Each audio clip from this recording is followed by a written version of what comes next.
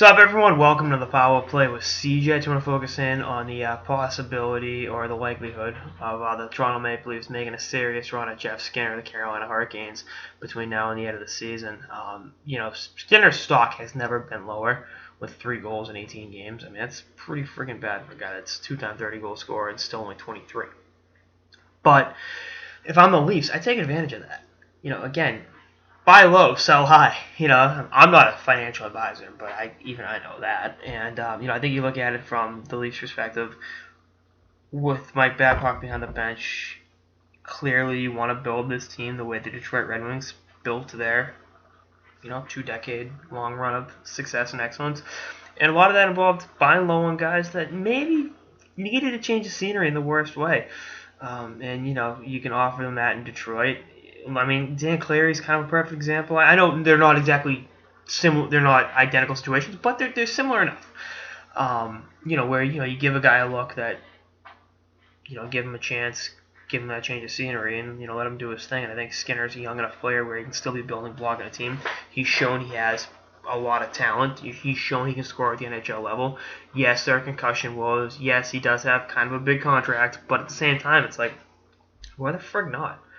Why not give, even taking the fact that he's from Toronto out of it, like, let's say Jeff Skinner was born in, Quincy, Massachusetts, or, Chicago, Illinois, wherever. I still think the Leafs would be the best fit for him solely because he's one of those guys that, you can use the season to see what you're getting out of him. Is he that 30-goal scorer, or is he a guy whose concussions have, completely derailed him? That's a legitimate question with this. So, it's definitely an intriguing situation for the Leafs, and definitely something I want to keep an eye on as the season goes on. And from Carolina's perspective, I said this in one of the Eric Stahl pieces. It's time to strip it down.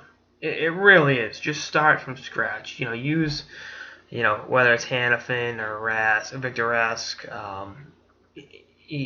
Brett Pesce, Elias Lindholm, who's struggling himself this year.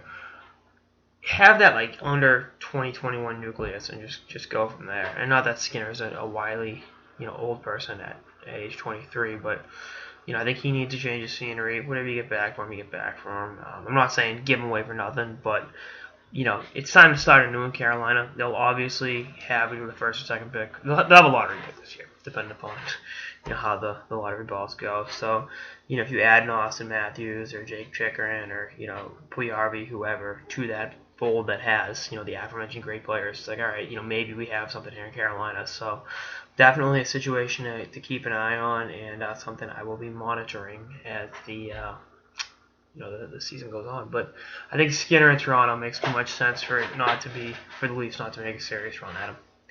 Anyway, that's like an episode of the Power Play with CJ. Stay tuned for more episodes throughout the season and beyond. Later, guys.